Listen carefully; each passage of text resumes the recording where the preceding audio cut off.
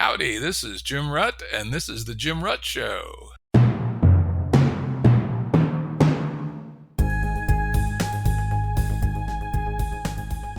Listeners have asked us to provide pointers to some of the resources we talk about on the show. We now have links to books and articles referenced in recent podcasts that are available on our website. We also offer full transcripts. Go to jimruttshow.com. That's jimruttshow.com. Today's guest is Nate Hagens. Nate is the director of the Institute for the Study of Energy in Our Future, an organization focused on educating and preparing society for the coming cultural transition. Allied with leading ecologists, energy experts, politicians, and systems thinkers, ISEOF, that's the initials of his institute, assembles roadmaps and off-ramps. That's a key one, off-ramps, for how human societies can adapt to lower throughput lifestyles. You can learn more about the Institute at energyandourfuture.org. I recommend you check out Nate Hagens' YouTube channel. He's got an interesting Twitter feed at NJ Hagens, and he has a new podcast called The Great Simplification.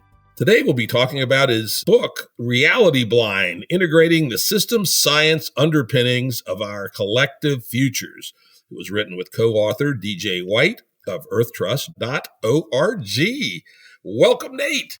Thanks so much for having me, Jim. Yeah, this should be an interesting conversation. I really very much enjoyed the book. I realize it's only volume 1 of a 2-volume set. We'll probably push somewhat beyond the confines of volume 1 into the obvious voids you didn't get to. But yeah, let's get down to it.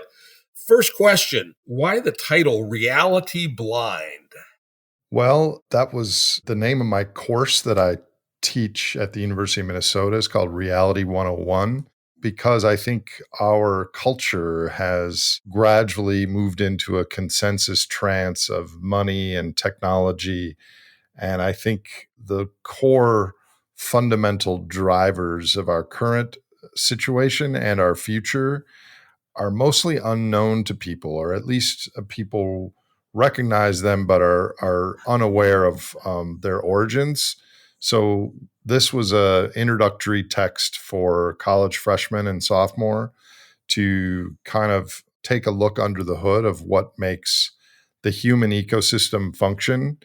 And this choice of terms, Reality 101 and Reality Blind, predated the fake news and everything from the prior election. I mean, we chose that name like 8 or 9 years ago. We don't normally care about reality. Fitness is connected to fitness and not so much the truth, but we can get into that. But yeah, that's why I chose the name.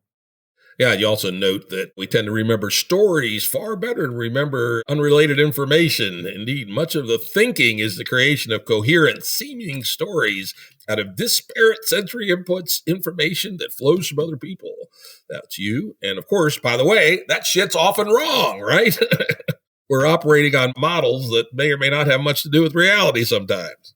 Exactly. And my view is we kind of need a designated driver, or lots of them, or millions of them, to navigate the challenges ahead. I mean, you're in the X-risk community. People I work with call it the poly crisis or the human predicament. But the more people that understand the system science of how we got here and how the pieces fit together, the better chance we're going to choose the better pathways ahead.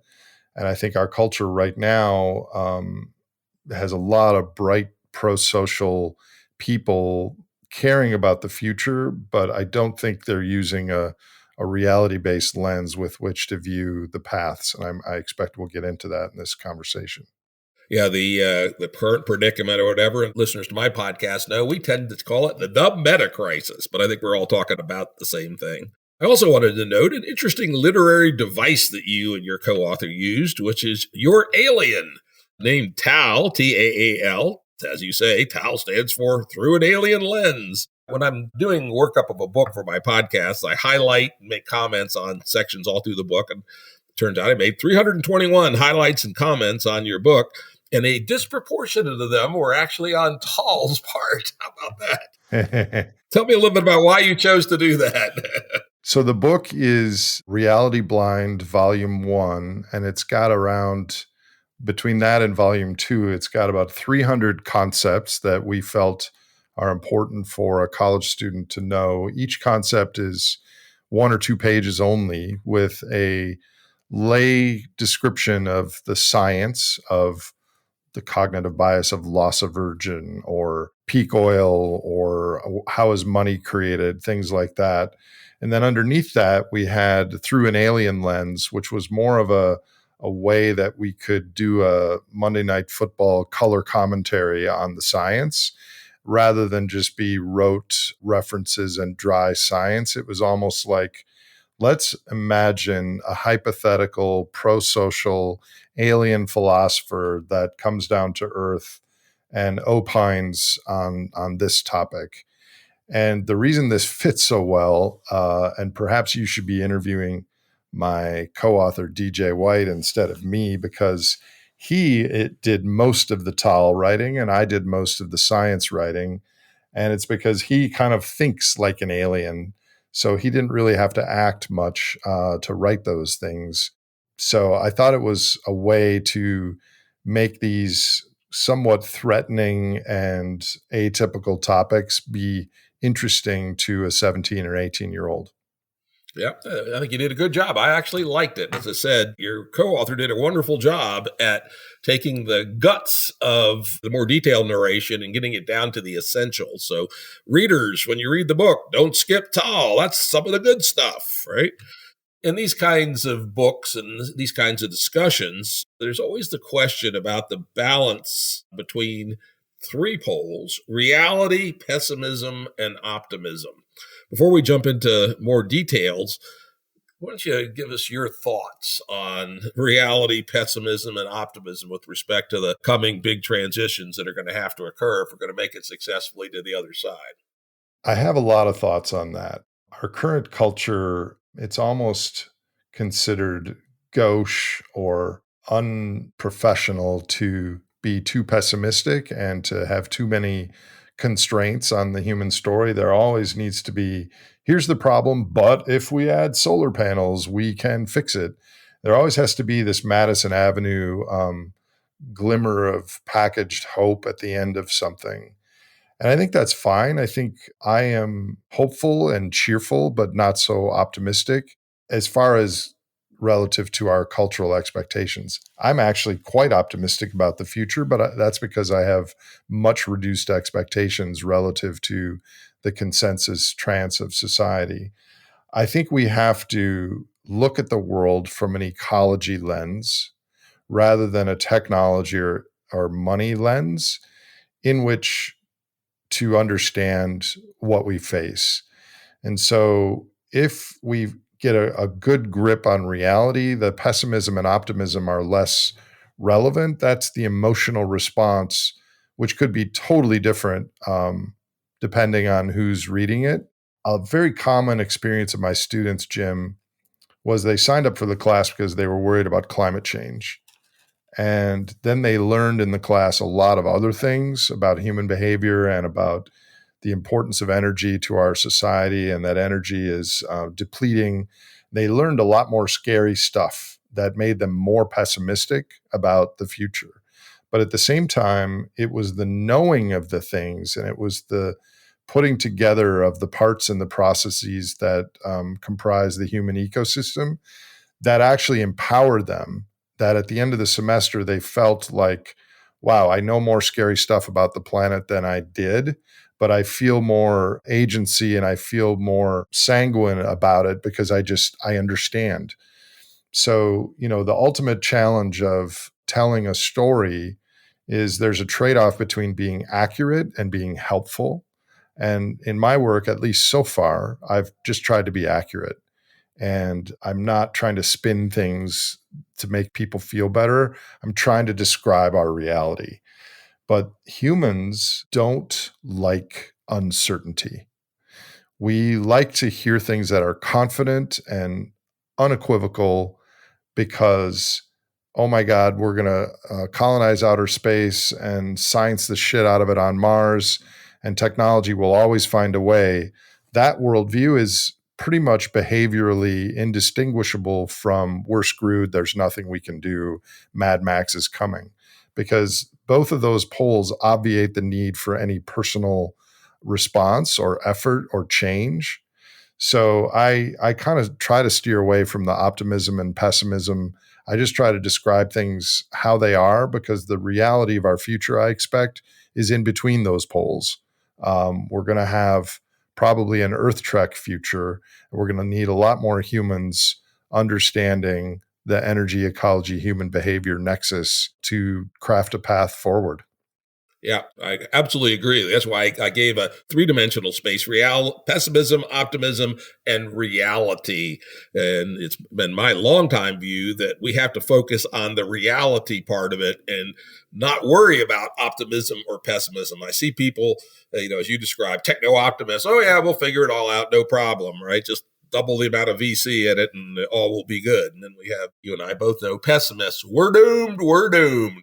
Live well and enjoy what we got because we're all going to die. And in reality, it's probably somewhere in between. But the only way to navigate the best that we can is to be reality-based. And I suspected at least, once I finished your book, that's what you were getting at with reality blind, that if we are reality blind, we are not doing our best possible job in navigating the possible futures that we have. Exactly right. In fact, you summed it up with a quote: "While the path to a profoundly wonderful human future is difficult, it is not yet foreclosed." I think that's a nice way to put it. Well, I think those other, the technology will solve it and we're doomed. Those are very strong, almost religious camps, because people have their identity associated with those things. So reality, in the sense of this educational materials, is threatening to certain people's identity. At least I've found that to be the case. I thought that when I started this new podcast that I would get a lot of techno optimists saying that I was too pessimistic and I don't understand what hydrogen will do or nuclear or whatever. But the opposite has actually surprisingly happened. I get a lot more pushback from the doomers saying that I'm naively optimistic about human futures and I don't understand blah, blah, blah about runaway climate change and near-term human extinction. And it's very interesting to see the public response when you put out a video or an animated movie or something. Yep. I could easily see that happening. And as you and I have talked about elsewhere, my strong advice to people: not worry about the peanut gallery, just tell the truth, right, to the best of your ability, and let the chips fall where they may. You seem to be better at that than me. I mean, that is exactly my professional outlook, and that is what I've been doing for 20 years. I think you have a thicker skin than me because I like people and I care what they think and say about me. So when I say something that is really maybe scary and depressing to someone, I immediately feel an empathy for them and I worry about how they're going to take that information. And, that and other things make me cautious when I say something. You seem to just wear everything on your sleeve and let the chips fall. And I wish I had a little bit more of your temperament on that, Jim. I know it's been true since I've been a very little kid that I frankly don't give a fuck what most people think. Oh, well. Call them as I see them, and it's, I've got my ass whipped a few times, but overall it served me well. All right, let's dig now into some of the meat. Regular listeners to the show know I often take an evolutionary perspective on things. One of the key parts that we know about evolution is that it's very contingent. Things happen, become frozen accidents, and the world moves on after that, but in a different trajectory because of that frozen accident. One of the things I learned in this book came from a tall aside, actually, which was that he said, I presume this is true, your world did not evolve lignin-eating bacteria until 290 million years ago, by which time tens of millions of years of unoxidized carbon and hydrocarbons had already been sequestered underground. That is a really interesting thought, that this big buildup of underground carbon did not have to happen in an evolutionary sense, but it did. And it wouldn't happen again as long as termites and other bacteria were available to consume things. So the implication there is that we are alive during what might one day be referred to as the carbon pulse, where we are drawing down and burning ancient carbon and hydrocarbons 10 million times faster than they were geologically sequestered. And a couple 100 million years ago, there was nothing to eat and decompose them. So the carbon and bonds that exist today were just a product of geologic heat and pressure, basically a ready-made fuel for us to extract and use because they weren't eaten. Yep. And you mentioned the term carbon pulse. Being a good disciple of my 11th grade English teacher, Mrs. Kingsley, I always look for the one phrase theme of the book. And my takeaway was indeed the carbon pulse. That your book is about the fact that we had a carbon pulse, we're partway through eating it, and the implications of that are what we're dealing with. Is that a fair assessment? That is a fair assessment. And it probably is a good summary for the book, especially so because our culture is unaware of that. We tend to think of our riches and our productivity and our wealth as purely or mostly a product of human ingenuity and innovation, when that's true, but that has been on the backs of massive amounts of coal, oil, and natural gas, which are so powerful in what they provide to us that for all intents and purposes, they're indistinguishable from magic on human timescale. A barrel of oil does 5.7 million BTUs worth of energy potential. If you translate that into work, it's 1,700 kilowatt hours. You or I hauling dirt or pushing a wheelbarrow or putting up roof shingles or planting a garden generate around 0.6 kilowatt hours of work per day, which means that a barrel of oil has 11 years worth of our physical labor embodied in it. Humans are a lot more efficient in turning our muscles into actual work. So you have to handicap that 11 down to around 4.5. So a barrel of oil does 4.5 years of human labor. We pay $80 for it. The global system of the international, all the economies in the world use 100 billion barrel of oil equivalents of coal, oil, and natural gas per year, effectively adding 500 billion human labor equivalents to our global economy, in addition to the 4 or 5 billion real human workers. And this has resulted in massive increases in our profits, massive increases in our wages, hugely inexpensive goods which we transport around the world. The human economy, as measured by the number of people and the per capita goods and services consumption of those people, is 1,000 times bigger than 500 years ago. So we've built an economic system on this bank account of ancient sunlight, and our stories, especially in business schools and our econ departments, totally neglect this. They treat energy the same as any other commodity input, when energy actually is incredibly special and non-replaceable. So this is a carbon pulse. We're treating it as if it were interest, but it's actually principal.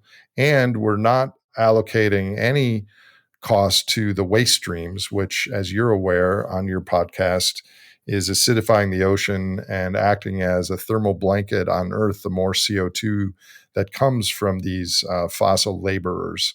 And it's a pulse because if we take an aerial view, a 20,000 year view, it will look like an EKG meter on a heart monitor. It will be a brief blip in time in a couple hundred years where we will have found it, extracted it, burnt it, mostly wasted it at current trends. And then a couple hundred years from now, there will effectively be none left.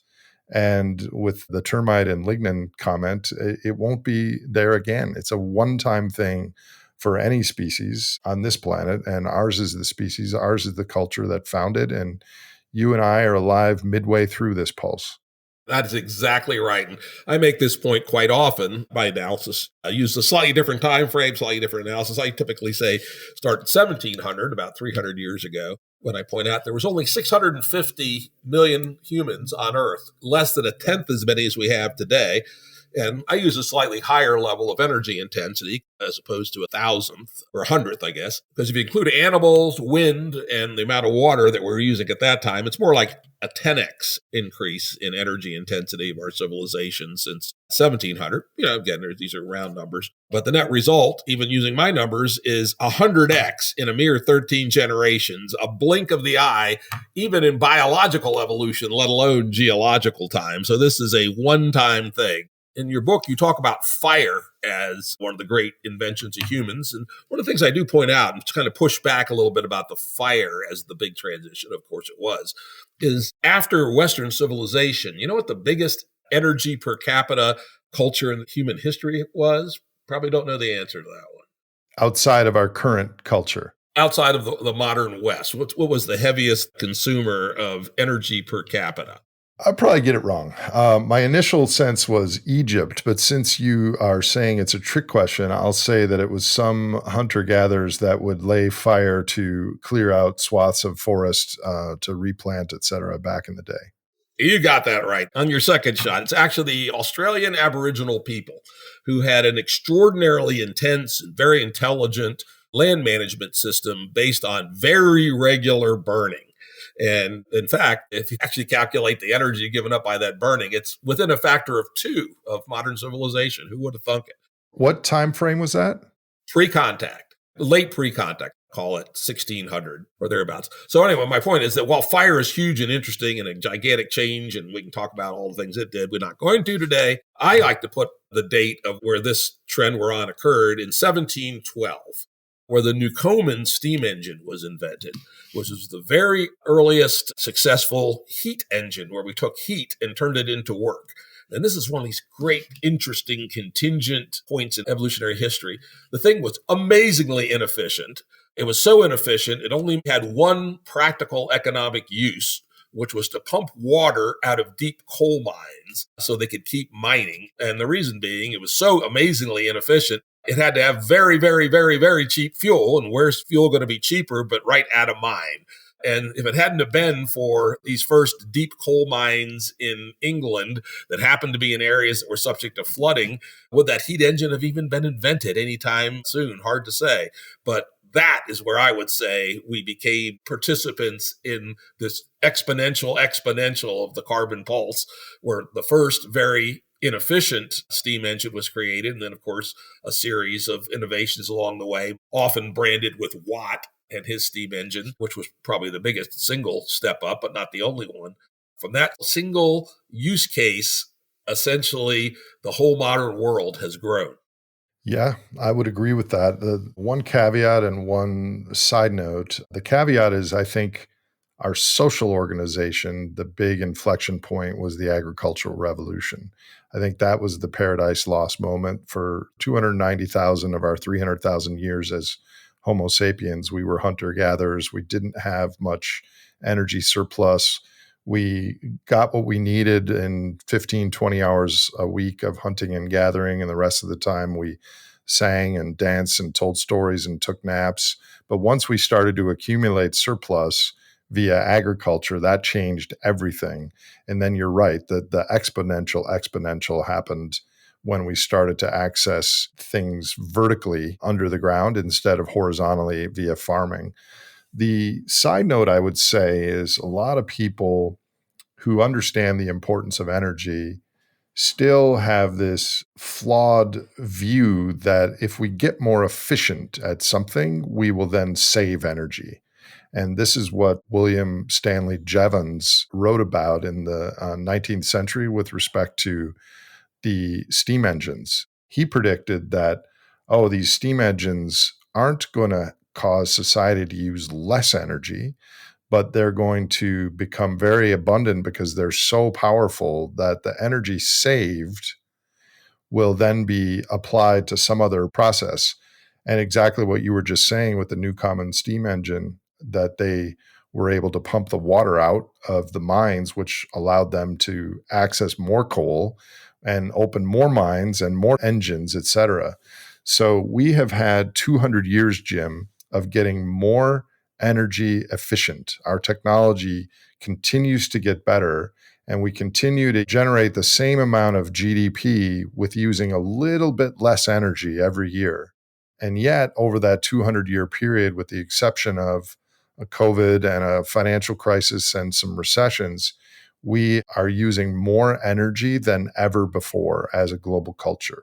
So all this invention and making energy devices more efficient has not reduced our energy use. It certainly will not. And that's a hugely important concept. Again, the things to take away from this book, the Jevons paradox. When you make things cheaper, people will use more of it. It's actually not that paradoxical, right? Then, of course, the other thing that's worth knowing is the learning curve. Originally, it was quite difficult to make gasoline from petroleum. And so we had petroleum products around in the late 19th century, but only when the price of gasoline and diesel fuel got cheap enough due to learning curve did we have the explosion of the automobile and the long-haul truck. So you lay in the Jevons paradox and learning curve that we tend to get more and more efficient at extracting useful energy per unit of dollars, at least for a while, on a substrate, and you have this double exponential of the carbon pulse. So listeners, remember the Jevons paradox when people tell you that more efficiency is the answer. It can be part of an answer, but it's not the answer by itself.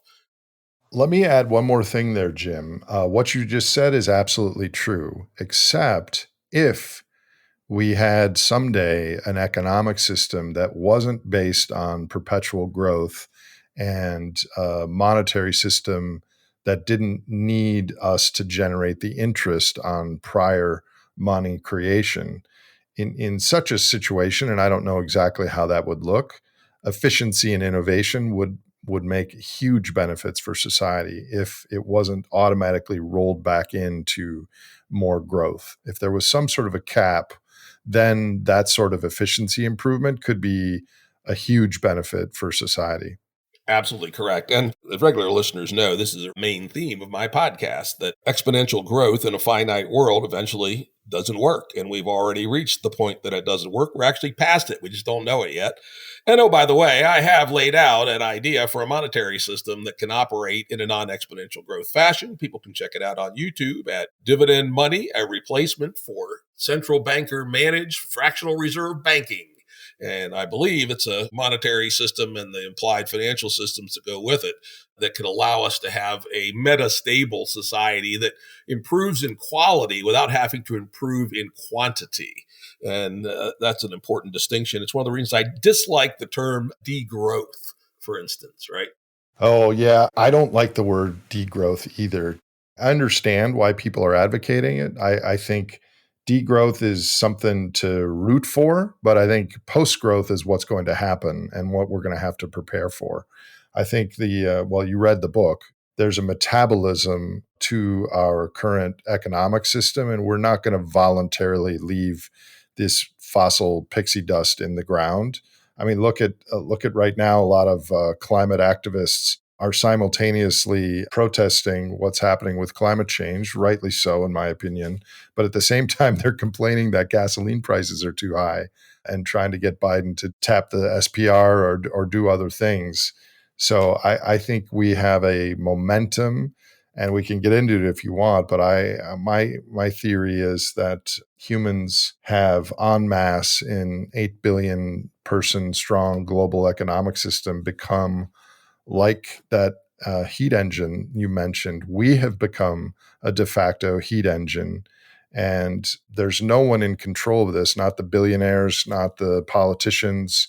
We've outsourced our decision making to the market, and the market needs to grow, and the growth requires energy, and energy and profits are 99% linked, and energy and fossil energy are 85% linked. So there is a strong metabolic momentum driving us forward. And I think we will continue to drive forward until we run out of the amount of energy able to continue growth. And my thesis is that will happen in the next decade. And of course, that's interesting. My analysis comes from the other side, which is we can't get off the treadmill until we change the underlying financials and market structures, because my thesis has been that it's the money on money return that drives everything else. As you say, it's even the billionaires that are forced to play the game against their own will in many cases. And until we make the changes in the institutional structures, the culture will continue to cruise ahead. Though perhaps being smacked in the face by reality may get people to wisen up. Let's take a slight side take here. You actually have a lot in your book about the human cognitive limits, etc. We'll go into those lightly. I thought it was a very nice synthesis at the highest level towards the end of those sections, where you described sort of the nature of the human being who evolved for 200, 300,000 years prior to the invention of even agriculture as the gene agenda. Why don't you talk in some depth about what you mean by the gene agenda? And then we'll talk a little bit about how the gene agenda in some ways is the biggest barrier to us making the successful change. Yeah, so it's not really an agenda. It's just the default programming of a successful biological organism. You and I, Jim, have spoken a few times, and we don't know each other real well, but you and I share a common ancestor all the way back to proconsul 19 million years ago in the trees, and even before that. And what was successful for our ancient ancestors, human and pre-human, was conserved in our genome. And so if you consider 20 years a generation, that's 20,000 generations of our forebears living on mostly the plains of Tanzania and Africa. What were the things that really mattered and were conserved? Certainly tribal bonding, status, all kinds of physical characteristics. You can look at the sclera in our eyes, the whites in your eyes. Humans have more than other primates because it has to do with social intent. And you can see where other people are looking and divulge intent from that. So the agenda of the gene is the suite of behavioral preferences that we carry with us today, that we inherited from our great grandcestors effectively, that we go through our modern day in stimulation and technology rich society, effectively trying to match the emotional states of our successful ancestors in a wildly different environment. So you can study a stock trader on a functional MRI machine that will get the same dopamine response as a orangutan or an ape finding a berry. And so our hunter-gatherer ancestors who got a gazelle or something to bring home, we're getting those same neurochemicals by playing video games in our parents' basement, accessing a coal-fired server somewhere where our brains think we just bagged a game for the tribe, but in reality, we're just playing Overwatch on our mom's couch. And there are countless examples of this that together comprise what we refer to as the agenda of the gene. And as this relates to our, you call it the meta crisis, what are the things that matter? Number one, we're incredibly status conscious. We compare ourselves to others. And in our modern culture, that's usually a pecuniary way, on monetary consumption-based metrics. We also are biological organisms. We care greatly about the short term versus the long term via something called steep discount rates. We have belief systems that divert us from reality because the beliefs give us fitness where the reality doesn't necessarily, until it does, but that's another story.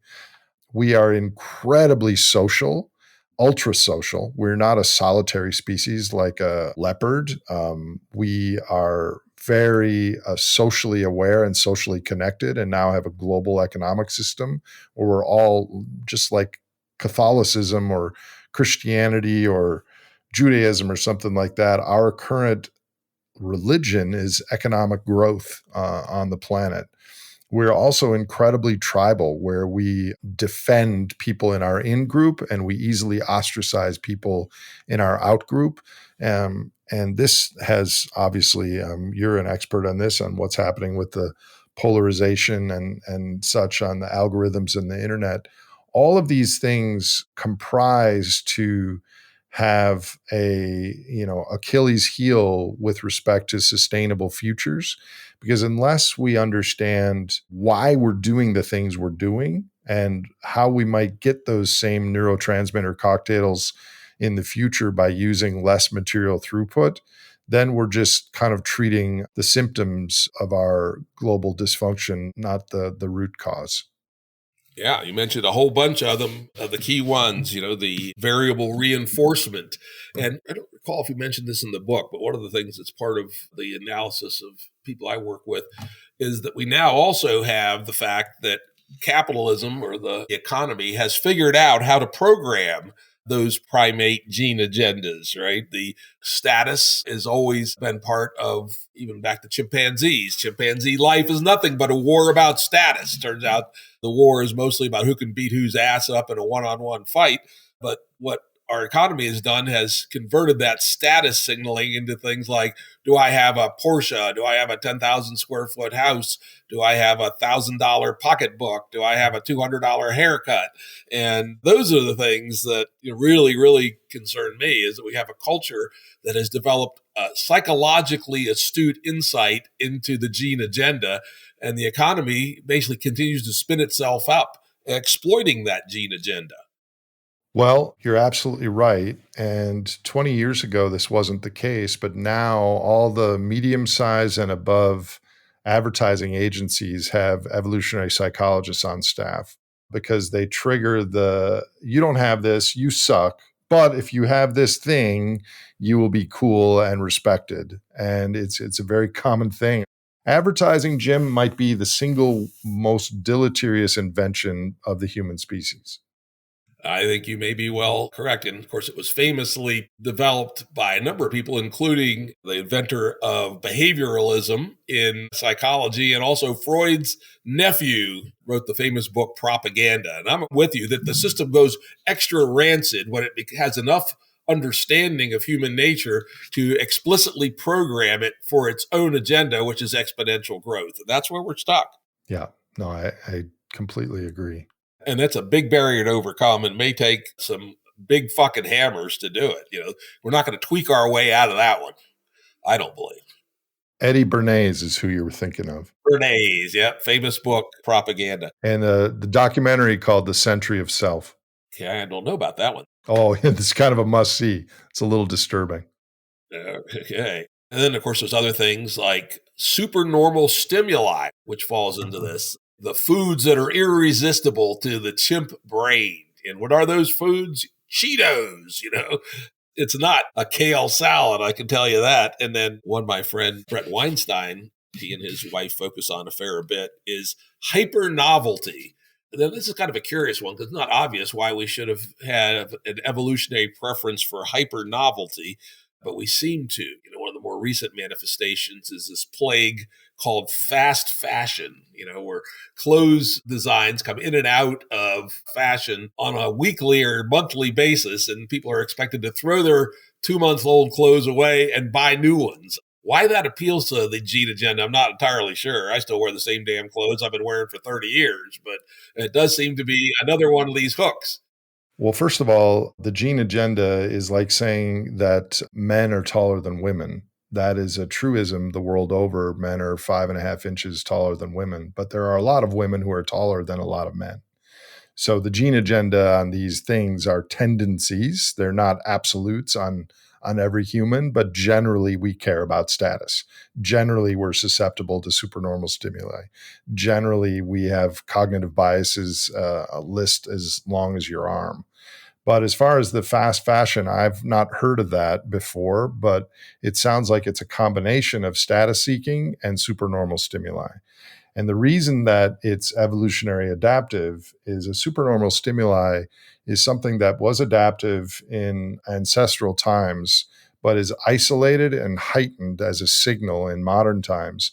A classic scientific study was when scientists took a popsicle stick and painted it red and put it into a bird's nest with baby birds. but the popsicle stick was redder and larger than the actual baby birds. But that physical cue to the mother bird is she preferentially gave worms and bugs, offered them to the popsicle stick rather than her own birds, because red and large indicated historically that that baby would have a higher chance of survival. And it's the same thing in human systems. Is novelty was recognizing that movement down by the riverbank or that flash of color in the bushes. Those things led to outsized reward. The problem is in our current world is dopamine is a molecule that motivates people to do an action towards a reward. But in this fossil fuel bonanza culture, we've disconnected the reward from the work. And so we have to do very little work to get these massive amounts of dopamine from porn or Cheetos or pizza or playing Overwatch or shopping on Amazon or anything like this. So effectively, behaviorally, we are turning billions of barrels of ancient sunlight into microliters of dopamine. Yep. That's what the economy is tuning itself to do.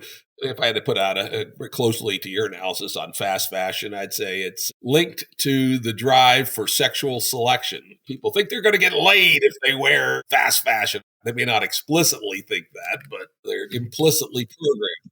Natural selection was a huge driver of behaviors and the winnowing of generations in our past, but sexual selection is equally a driver, and it is incredibly active today for both sexes. Complete aside, but I also like to point out, people talk about the AIs taking over, with the most common way of people in the West meeting their spouses via online platforms, which are driven heavily by AI-informed algorithms. I can say that AI is already highly modifying human evolutionary future by deciding who to match up. So how about that for a bizarre and weird thought? Doesn't have anything to do with our story. I like to tell that story nonetheless. Well, I met my current girlfriend on Match.com, so maybe the AI was steering me, but if so, I'm happy for it. All right. Well, there's a good story. I have heard a lot of good stories from it. I'm one of these guys that my wife and I have been together for 44 years, so I don't know anything about this shit, right? Just what I read in the funny papers. Let's talk about the trophic pyramids. This turns out to be pretty damn important. It takes more and more energy to move from sunlight hitting the earth up to, humans driving around in their Mercedes. Yeah, so part of being reality blind is that most citizens in the global north, most citizens of the world, don't really have training in ecology. And ecology and ecological processes underpin just about everything in our world. Trophic pyramids are the cascading of energy, which turns to food in the natural world. And at each stage, there is around a 10% loss. So the sun grows grass, the gazelles eat the grass, the lions eat the gazelles. And at each stage, only around 10% of the calories are turned into biomass at the higher level. So if you go up 3 levels, it's only 1 out of the 1,000 or so of the calories turns into your mass, which means that if you're living high on the trophic pyramid, it takes an awful lot of stages at the lower stages of the pyramid to support you. And the implications are that our trophic pyramids, for most of our ancestral existence, were very tethered to the hydrological flows of the earth, the soil, the rain, the sun, and global biomass and the animals that it supported. But now we have this gargantuan trophic pyramid that on the bottom end is supported by mostly fossil energy and materials, a very bloated service sector. And then on top, this extremely bloated financial sector is this misshapen, not really natural to the ecological earth, at least our past. And so, yeah, trophic pyramids are the flow of resources to various heterovores, detritivores, omnivores in the system. Yep. And, it is true that humans have shrunk the height of the pyramid, which has made it more efficient, right? We go from multiple levels. We reduce it to corn to feed the cow to eat the cow, right? So we've, in some ways, made the pyramid more efficient, but we've done so by destroying diversity and basically triggering what people talk about as the fifth great extinction. The sixth great extinction, yes. And I don't think that is, I mean, there's a lot of debate on that. I think what we know for sure is there's been massive population extinctions. So since 1970, we've lost 70% of the populations of animals, birds, amphibians, and fishes and insects. But a mass extinction is when we lose the majority of species, which we are losing species like 100 times faster than the background rate, but we're still not nearly at a mass extinction. My worry is that a lot of the costs or the downside to capitalism and our current structure are backloaded. So we may not have seen, the worst of this, because certainly it will be good news from a climate perspective if we use less fossil carbon and hydrocarbons. But if we use less of that, will we be accessing more forests and more wild animals and things like that? That's something I worry about quite a bit. Yeah. And of course, there's two ways to look at this. Here's kind of a darkly optimistic way. Despite the fact that humans utterly dominate the large animal mass, probably of all the statistics I read along this line, probably the one that's most disturbing to me is that of all the bird mass, all the birds on Earth, 80% or more is now our domestic poultry. How about that for a weird, scary number? On the other hand, and this is the darkly optimistic part, where the hell is my number here? Mammals are only 0.03% of biomass. So truthfully, if all the mammals disappeared, life would go on. Yeah, but you have to qualify that. A lot of that mass is like algae and just shrubs and things like that. We have to talk about conscious life evolved on this planet and nowhere else in the known universe.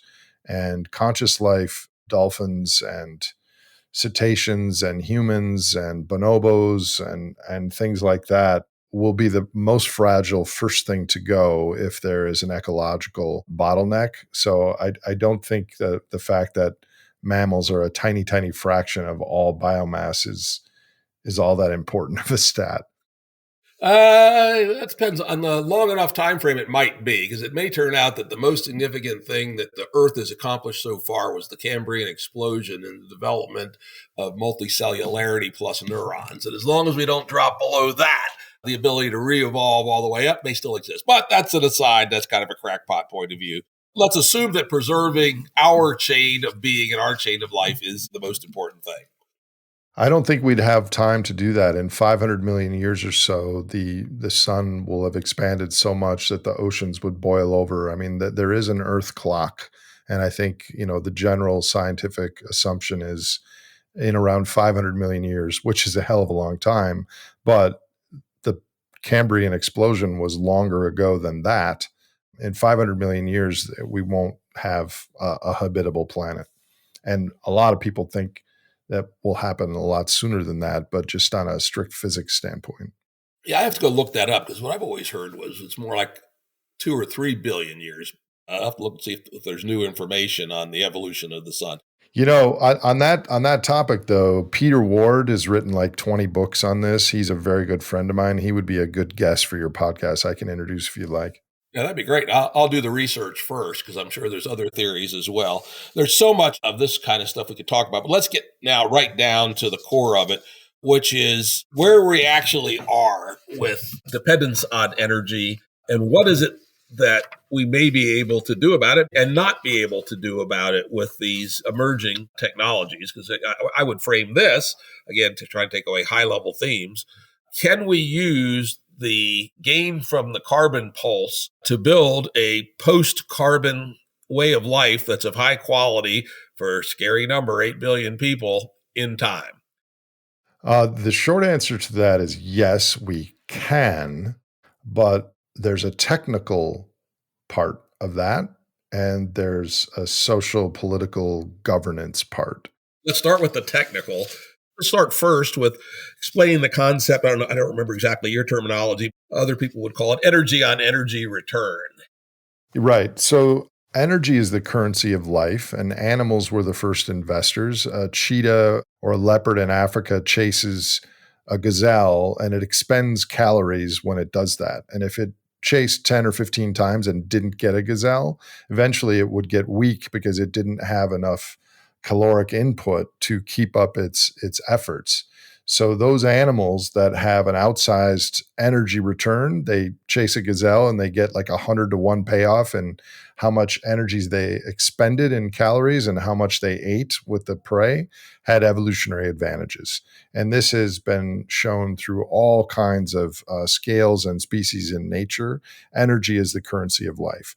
This also applies to human systems, that if we invest a little bit of energy, forgetting about dollars for the moment. I wrote my PhD thesis on this topic, which is measuring our energy and natural resource terms, not in dollars, but in how much energy and water and copper it took to get this energy and water and copper.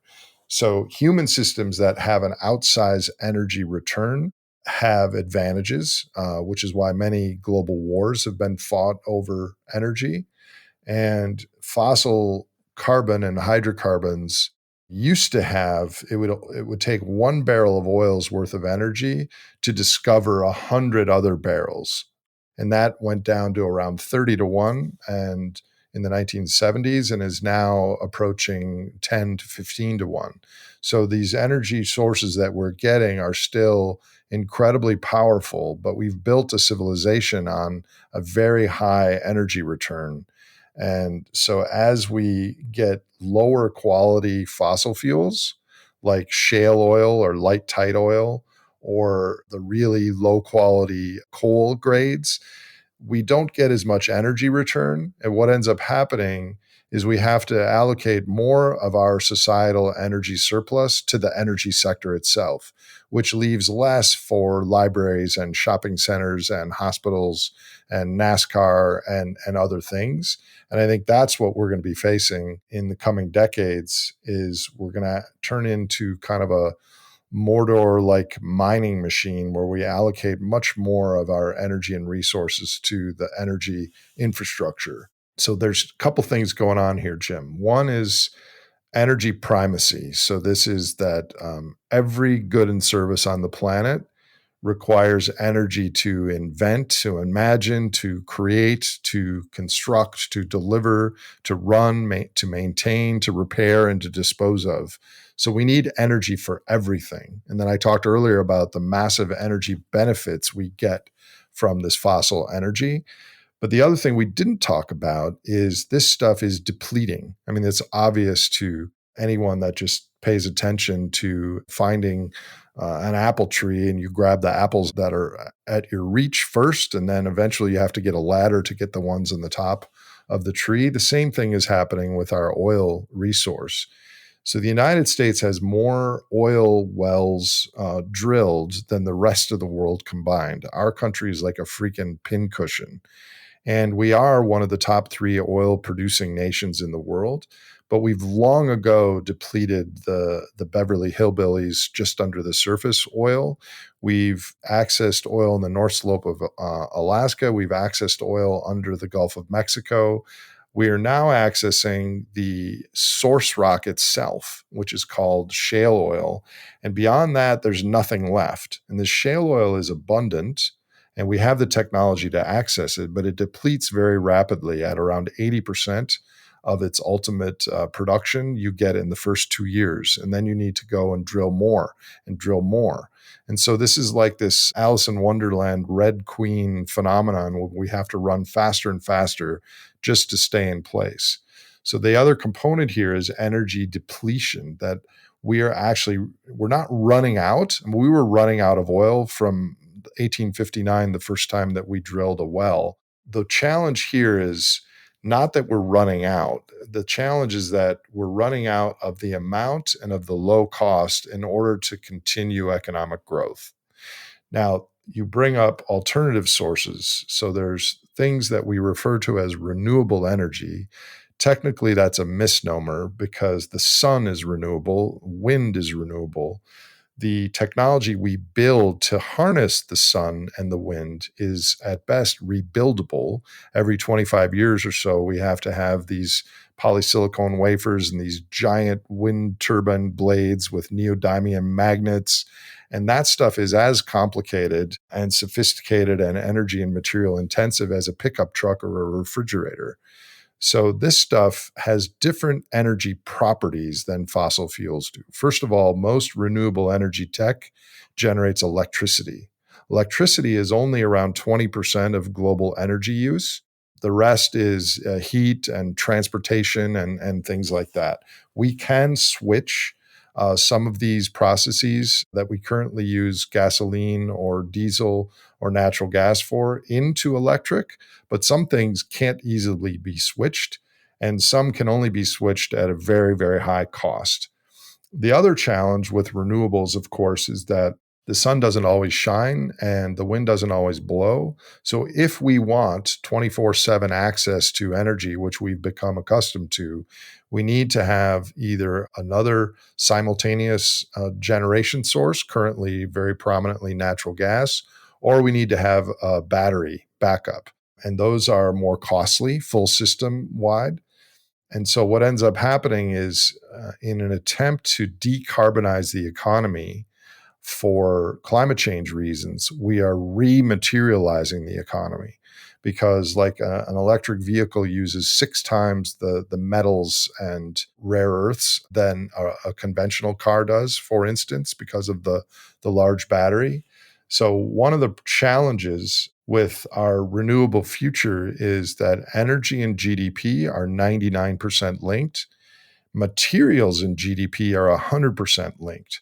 So trading for low carbon is all of a sudden we're going to run into bottlenecks with lithium and copper and water and rare earths. And this is already happening. So I personally don't think that we can continue a 19 terawatt economy using renewables alone. And the other real big blind spot, Jim, is there are a lot of techno optimists, and it is true that we have amazing technology and we're inventing more stuff every year.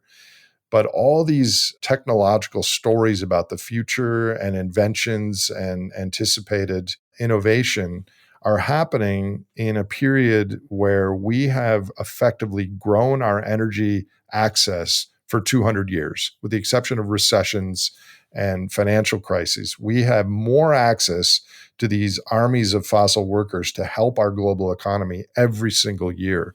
And it's with that lens with which we're viewing the future. I'll pause there. That was a long response to your question.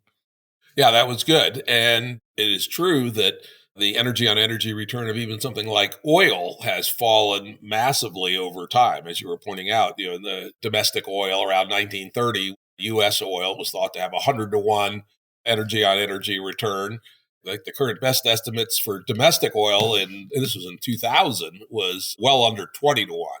And so we have been able to adapt to that fall off over time. And the alternatives are behind even that, but not that far behind. Wind in theory can be 20 or 25. Solar voltaic, it's a little more questionable, 7 or 8, maybe something like that.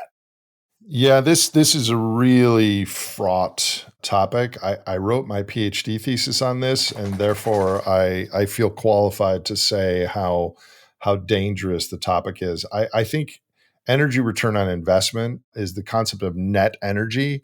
This is the same thing if you make $100,000 a year. Most people just say, oh, yeah, well, you have 100 grand. Well, you really don't, because you have to pay 30 grand to the government. It's the same concept with net energy and energy return on investment. You have to include the energy and material cost in what you get. But beyond that, when people try to refine a number like 12-to-1 or 8-to-1, it depends hugely on the boundaries of analysis you do to come up with that number. And a lot of people can come up with whatever number they want using wider or narrower boundaries in their study. I would say that just measuring the energy return of solar panels and wind turbines, are probably 12 to 1 is a reasonable number. But if you want to measure the actual electricity that we get, you have to build in the cost for the backup and the intermittence and all these other things, which drops them to around 4 to 1 in my research. And that 4 to 1 could be boosted back up to 6 to 1 or 7 to 1 if we were to overbuild solar and wind. And then when it was really windy and sunny out, we would use that excess energy to create low carbon chemical inputs that could be used for ammonia and other things. We're just not doing that right now because we're optimizing for growth. We're not optimizing for a livable future. Yeah, indeed. There are many things that could be done. And, we talk about this next, is sort of how do we nudge the system towards this? For instance, yes, probably cannot electrify all uses. For instance, making of cement looks like a pretty tough one. Steel is fairly difficult. Long haul trucking, probably, though Elon claims he can solve that one. But Elon says all kinds of things. On the other hand, as you sort of loosely alluded to, there are ways to use electricity. For instance, I've looked pretty carefully into what Siemens Corporation in Germany is doing in building an electricity to hydrogen to hydrocarbon stack. And they are already claiming that they can develop diesel fuel, could be used for long haul trucking or air travel, at a little bit more than 2x the current costs of diesel fuel. Of course, that's making a bunch of optimistic assumptions. For instance, that they have built significant solar farms in some place like Morocco that has very high percentage of sun closer to the equator, et cetera. And they even do assume pessimistically that they would have to get their water source from desalination. But you run the numbers, 2x isn't that bad considering we haven't even scaled the thing up. So there may actually be some interesting hacks by building large-scale solar in places with high solar incoming energy and then converting that into transportable high-density fuels, as an example. You're right. There's a lot of sundry and optimistic assumptions associated with that, but it's definitely plausible, and we're going to need a lot of things like that.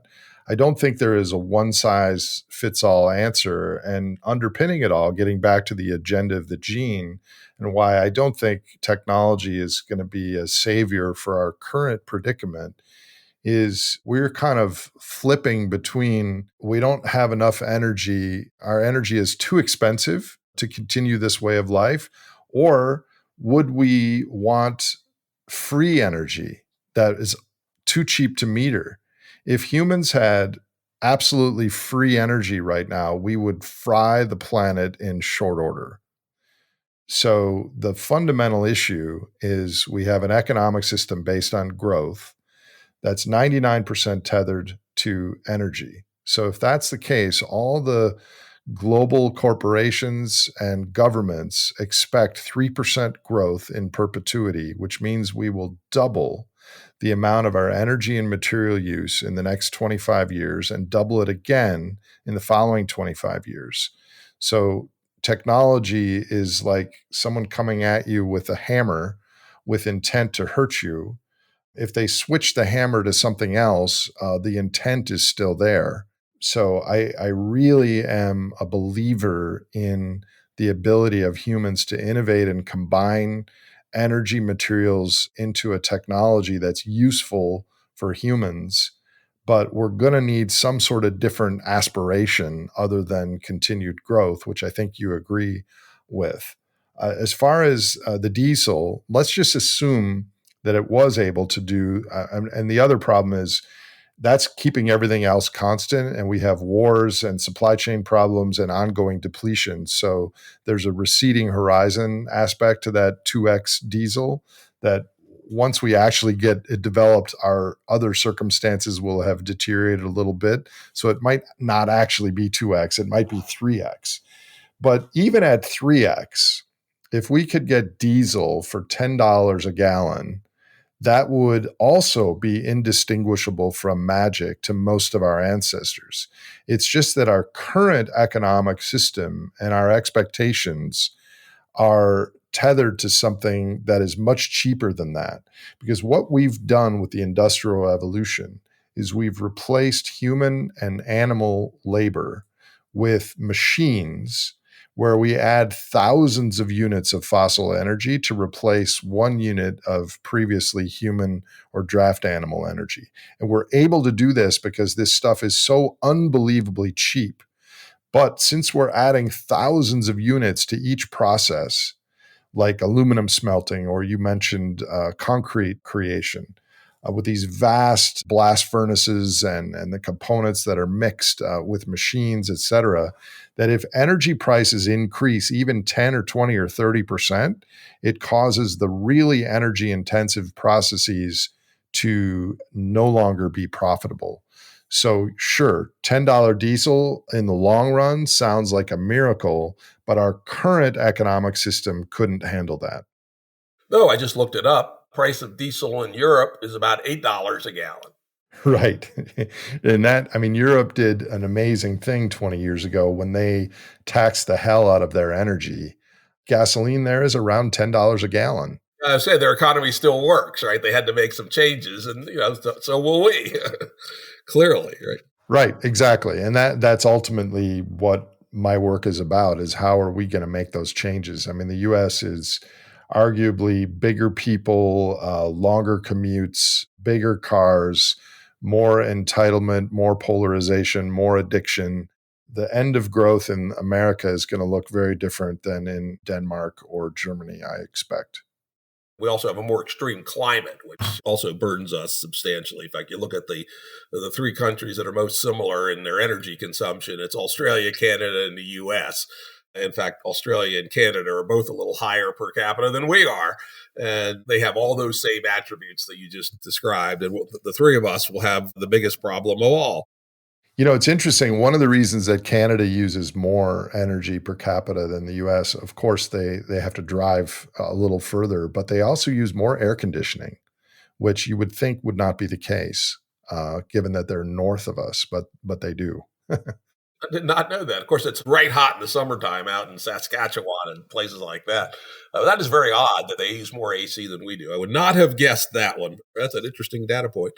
Okay, so we have some possible routes forward. What's your best estimate on what that looks like? My own take, frankly, is not only do we have to stop the exponential growth, but we probably, at least for the West, have to actually bring down our level of consumption, at least for a considerable period of time.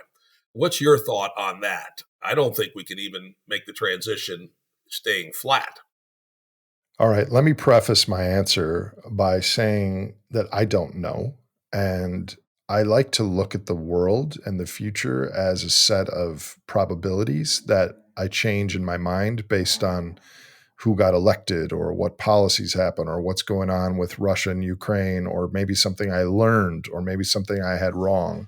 And so I have a distribution in my head that there's a midpoint of the distribution, which I think is the most likely. And then there's some things on the left and things on the right that are less likely. And that distribution changes over time.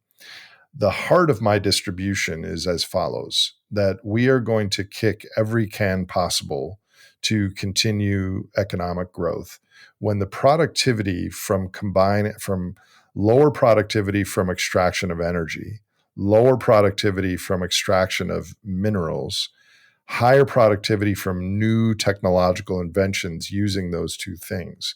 When that trifecta in aggregate declines, the total amount of productivity for our whole system will decline. When that happens, gradually, recently, we offset it by printing money. And I think that will continue to be the case, that the credit productivity by issuing claims on future energy and materials will overcome, at least in the short term, declining natural resource productivity. So we will, via rule changes, via central bank guarantees, kick the can as far as we can until maybe there is some massive new innovation, some new energy source that we can't yet talk about on this program because we don't know it yet. That could continue growth even a while longer. I don't see anything like that. And I think our financial overhang is so severe that I think this disruption will happen in the next decade. The problem is, Jim, is it's not just energy, it's all of this financial money that was created was spent on expanding nodes and networks of the global superorganism. So there is a physical underpinning to these monetary claims. And so complexity becomes a big risk. The 6-continent supply chain, just in time inventories from this global Byzantine supply and letter of credit structure. So the total world energy use right now is 190 terawatts continuously. So what does that mean? A light bulb, a 100-watt light bulb, that is about how much energy you or I or any human uses continuously going around your day. You're burning around the same amount as a 100-watt light bulb. The average American uses 10,000 watts per day in our exosomatic footprint. The planes and lights and shopping centers that are 1/330 millionth of our total energy pie. So we use 100 times more energy than our bodies actually need. Globally, this is 190 billion of these light bulbs turned on all the time. I personally think that in the next decade or so, we're going to have a 30% drop in that amount globally. That will be incredibly painful for the global north because we are so used to profligate energy consumption. The global south, of course, will also bear the brunt of this because of supply chains, and that's where we export food to and everything. However, the saving grace is countries like India have 80% of their population already working in agriculture, et cetera. They're already living in the primary economy, whereas too many Americans, Canadians, and Australians are living in the tertiary economy or, way down the food chain on services and gadgets and things that probably aren't really necessary.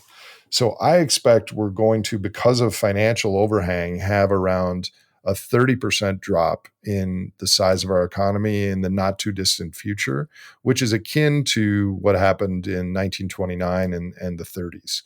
Now, interestingly, that would bring us back to a mid-1990s amount of per capita consumption, which doesn't have to be a disaster, but we are just totally not prepared for this. And instead of preparing for it, we're actually obfuscating it with new stimulus and artificial loan guarantees and central banks kind of sticking their fingers in the hole of the dike, so that most people are kind of unaware of that on the horizon, though a lot of people are, of course, walking worried. They know something is wrong with our culture.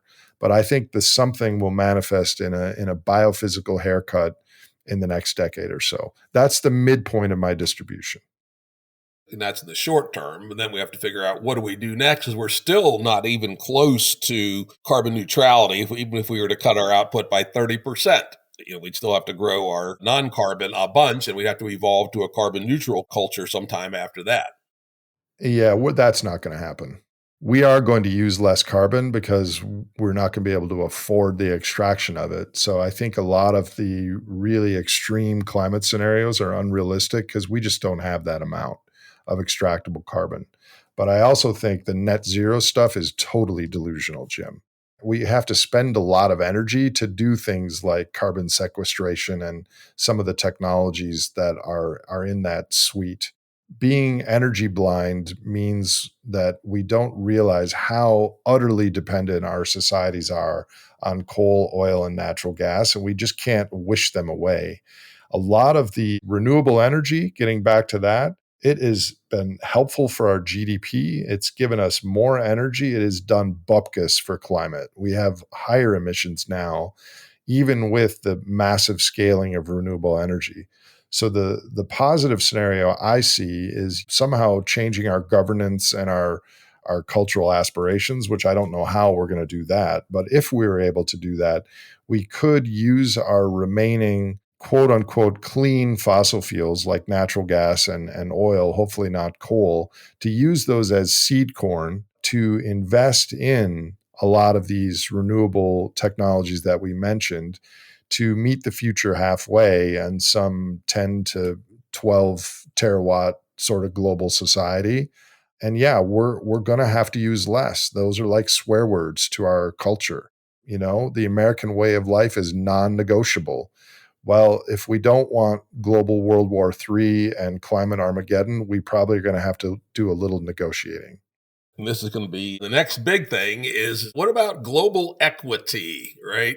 Why should the people of India and Africa, et cetera, accept the fact that the people of the West and the advanced economies of Asia consume massive multiples of energy? So if you include some movement towards global equity, my own calculations show the US, Canada, and Australia have to cut their consumption probably by 75% and Europe by about 2/3. That's also not going to happen. It gets to the degrowth thing. We're not going to voluntarily cut our consumption by 75% so that we're equal with other countries. I mean, it sounds nice, but our tribal natures, that's just not going to happen. I think there could be some convergence over time because I think the richer countries will probably, because we've been more financially geared, will contract more on a percentage basis. But there are no easy answers. I mean, we have 8 billion humans, Jim. And so the time for billions of humans is spread out over time. And I think we have two population problems, right? We have 8 billion humans, and we also have populations of refrigerators and air conditioners and cars and SUVs and jets and things like that. So the aggregate drain on nature and drain on our fossil and mineral bank account is a combination of those two things: the number of people and how much they consume per person. And yeah, it's a little bit of a Wile E. Coyote moment. I mean, the United States has 4.5% of the world's population and uses around 20% of the resources. And we kind of feel like that's our birthright. I mean, it is our birthright in the sense that we happen to live in a geological province that used to have ancient oceans, and therefore it's blessed with huge amounts of natural gas and oil, and was a virgin forest and planet until a couple hundred years ago. But as far as global equity, my only comment there is I don't know what to do about that, but you could even draw the boundaries further, which is not only the other 8 billion humans, but also the other 10 million species we share the planet with. Humans are appropriating 30 to 40% of the net primary productivity from the sun, directing it towards one of those 10 million species.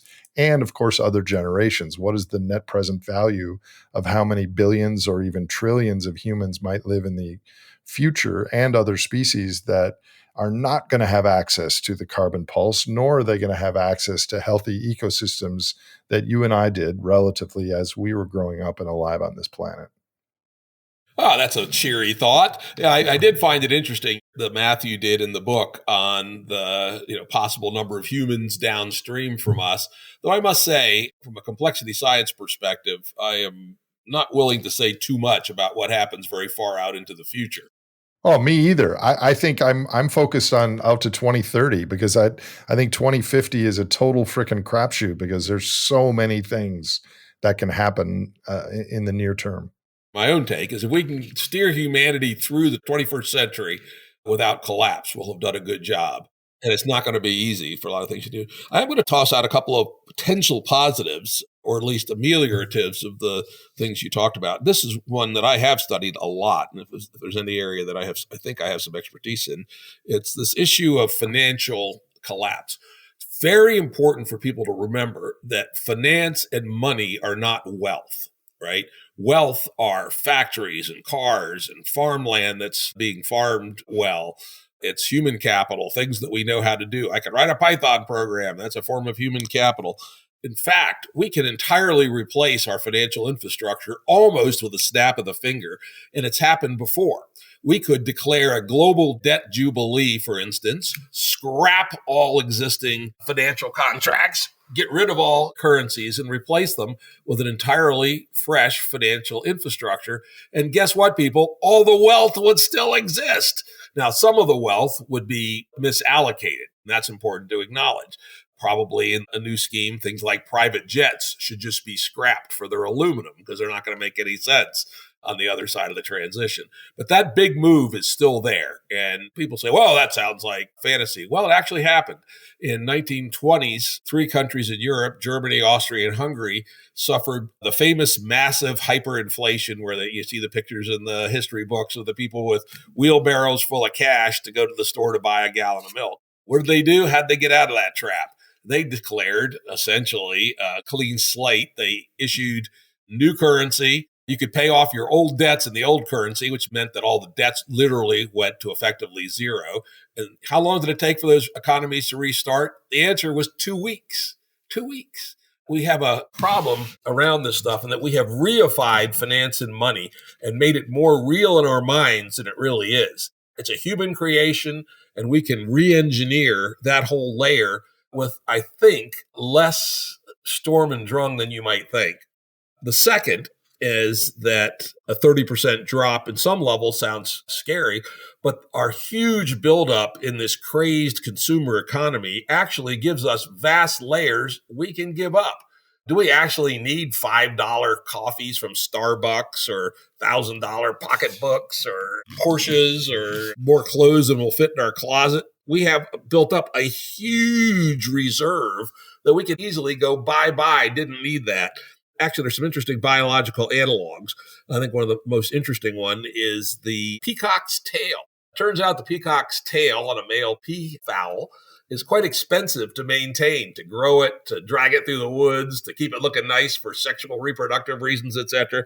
But one of the clever things about the peafowl's strategy is in bad times, he doesn't grow the tail, right? And guess what? He survives the bad times till the good times when he regrows the tail. It may actually be useful for us to think about the late stage, say 1975 and on, explosion in consumer abundance as a peacock's tail, that if it went away, ain't no big deal. And you do that in combination with a financial and monetary reset, and maybe it's less disruptive than we might otherwise fear. On your second point, I fully agree. And I think listeners to your show and my show, I would hope that they are the cultural vanguard for changing the metaphoric peacock tail in their own lives as a cultural evolutionary maybe change for the social evolution in our species. We don't need all this stuff to be happy or healthy. On your first point, I kind of disagree with that. I think the financial gearing is such that it does affect our physical world more than you might think, because every single dollar or cash or stock or bond or demand deposit or anything that people think they own is ultimately a claim on energy. Because when it is spent, when it's called in, I want to spend this $10 in my wallet or this $100,000 in my bank account or whatever, it will be spent on things requiring energy and materials. And one of the differences between now and the 1930s is now we're going to have depleting fossil carbon pulse, where the 1930s, the pulse was still ahead of us. So there's that. But I think the financial situation now is very similar to what it was in the 20s and 30s, where we were offsetting our problems by creating more financial claims. And what ends up happening is we are now effectively, if you're a family and you make 50 grand a year, you owe the bank $175,000 in debt, and interest rates are going up. So you owe the bank more every year. You are spending more than your 50 grand, so you're having to borrow more every year. And the bank is starting to not trust you as much. And that example there is exactly what the global economy is right now. It's around 350% debt to GDP. GDP is the income stream required to maintain and service the debt. So this is a pretty large issue. I ultimately agree with you that we're going to have a saner financial system. But I don't know that some sort of a belt tightening or, contraction, I think that's going to be inevitable. And I hope that you're right on We don't need a $5 coffee or those other things you mentioned. Personally, I think the more people that start to act and think that way now will be a psychological and social buffer for when we'll be forced to do those things. That's good. But I guess I'll push back on the first point on the financial side, which is everything you say is absolutely true about what we're about to see going into. We're about to go into a real tailspin. I've been predicting this for a long while, that when interest rates go up, the whole debt foundations become entirely untenable. We were able to run up our national debts because of very low interest rates. Now with interest rates skyrocketing, it's going to crush the economy. But we so overbuilt debt that it's going to so crush the economy that I do believe that we will, at a deep point in this, basically decide to press the reset button.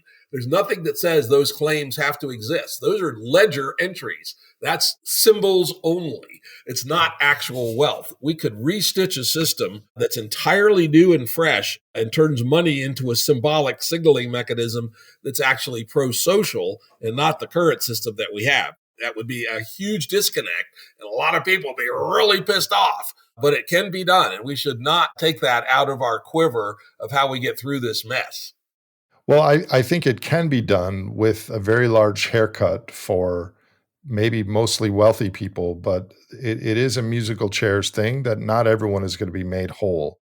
Oh, certainly not. The capitalist class mostly will be wiped out. Oh, well. Well, in the 1920s, there was a lot of wealth in Germany, and the people that maintained their wealth were the ones that held a majority stake in the factories and the businesses, because the paper wealth largely evaporated. But like you say, the factories and the productive capacity of the world stayed the same.